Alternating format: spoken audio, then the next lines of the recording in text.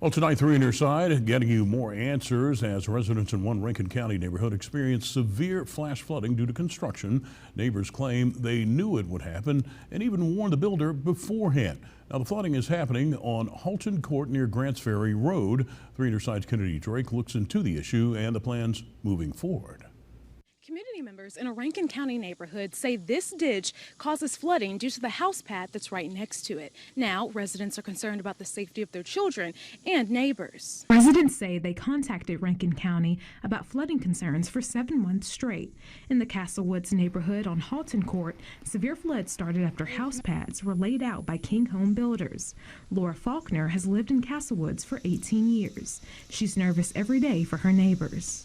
I'm worried that due to these house pads being built, the water has nowhere to go, therefore causing us to be in what's a flood zone, lowering our property values, making it unsafe for our community and our children. Neighbors told us the process of the homes being built is on hold.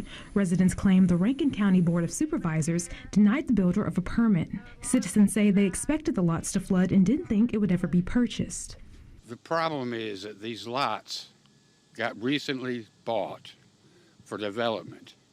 Lots that have not been sold in 50 years because they flood.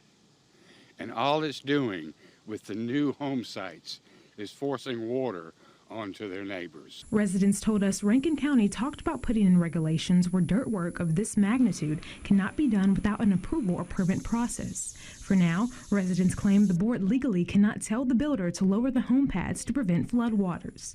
Neighbors tell us it has to stay until a decision is made. 3 on Your Side contacted King Home Builders 4 times in hopes of getting a statement from the builder of the house pads. The company declined to respond. We then called and messaged Rankin County multiple times over the past 2 days. They did not have a comment. Residents even started a petition so more house pads like this don't cause any more flooding. Reporting in Rankin County, Kennedy Drake, 3 on Your Side.